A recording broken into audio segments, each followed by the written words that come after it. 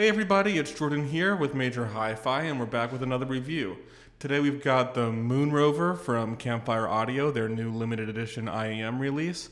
Campfire Audio is known for their wide range of IEMs that provide different sounds for different folks. Their Andromeda Emerald C is really popular, and it's known for its warm and inviting but detailed sound signature. There's the Bonneville, which is known for its deep and punchy bass. And then there's their newly released Fathom, which goes for a more neutral, warm sound and does it all with an all-BA configuration. Now they're back with a single driver IEM. It's a planar driver. We'll get into that in a little bit. But I'm curious, will this live up to the Campfire Audio name? And is it worth it for the limited edition release? All that and more coming up. And right before we get into it, if you're interested in content like this, definitely like and subscribe below for more videos just like this one.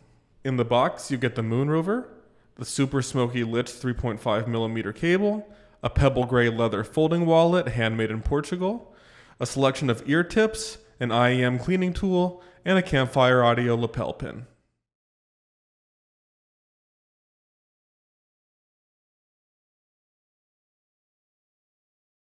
The Moon Rover is built with the same precision and durability that most Campfire Audio products are built with. But let's start with the look. Each earpiece is individually flame treated by hand, which creates this interesting iridescent look, meaning in different lighting situations, the colors will appear different.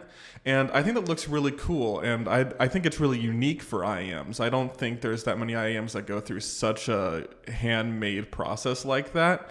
And I'll grab my edition right here.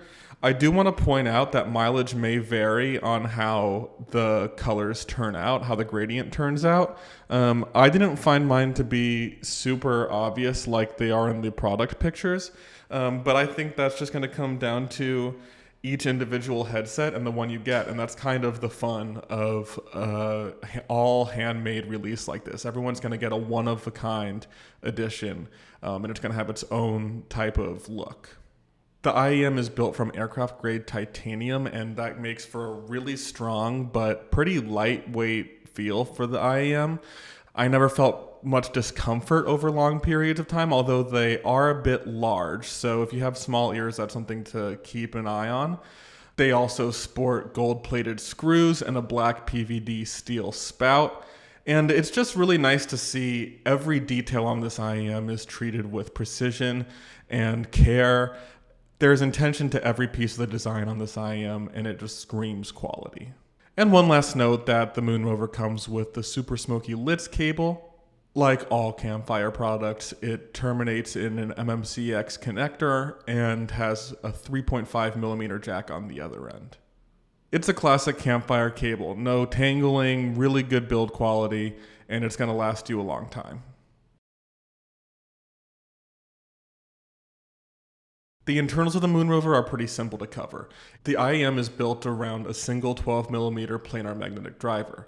This isn't Campfire's first foray into planar drivers. They did this with the Super Moon as well, but this is an all custom built driver specifically for the Moon Rover, just another piece of the custom build that makes up this limited edition release. I do want to note that the Moon Rover does have a 22.5 ohm impedance and a 94 dB SPL, so it is going to need some juice to get driven.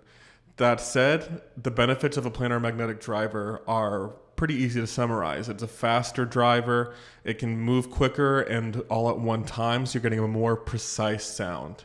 I'll also note that the super smoky lit cable is made from a silver-plated copper wire and features a medical-grade PVC coating that allows for more durability and flexibility and prevents oxidation. And so through its build and design, the Moon Rover appears to be a pretty potent device from Campfire, but how does it sound? Now, spoiler alert, I'm just going to say it right here. This is going for a truly neutral tuning. It's looking for maybe a pun intended North Star of neutrality, and I think it succeeds to my ear. Now, what's interesting about the Moon Rover is that even for a neutral IEM, the bass is the heart and soul of its frequency response. It allows for textured and nuanced bass while getting really punchy when the songs call for it. I noticed this with Bad Bad Not Good's Love Proceeding, which has a really punchy and slamming bass drum, and these delivered with high quality slam and attack. The dynamics were fun and engaging.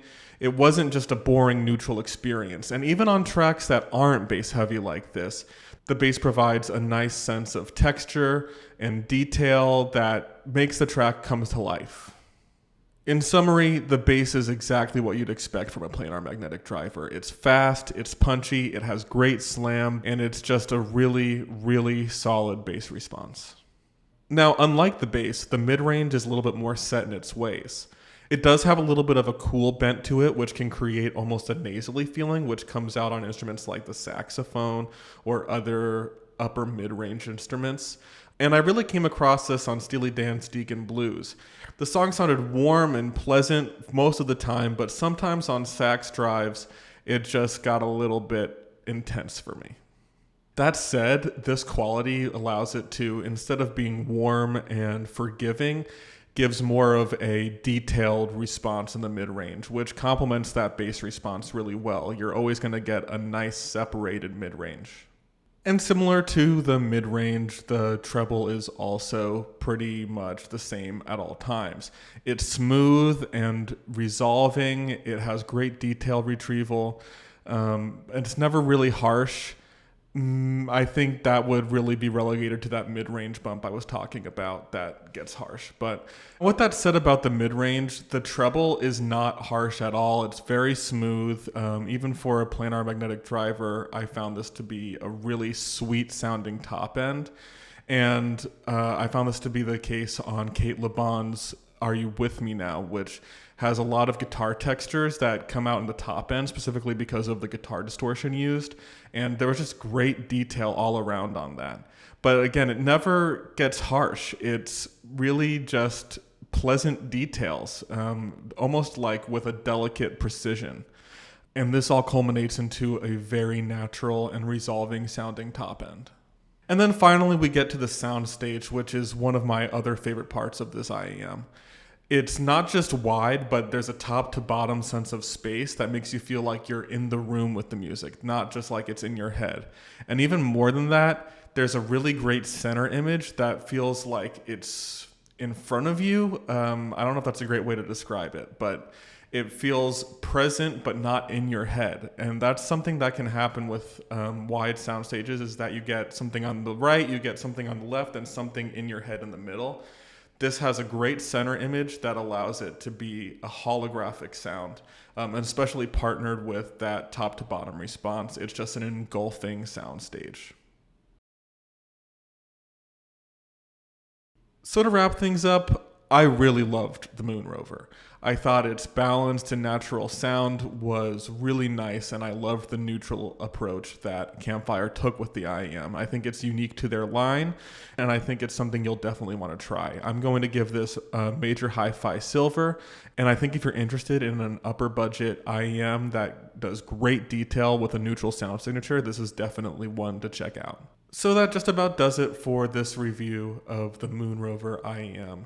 If you liked what you saw, definitely like and subscribe. And if you have any questions or opinions on the IEM, definitely leave those down below in the comments.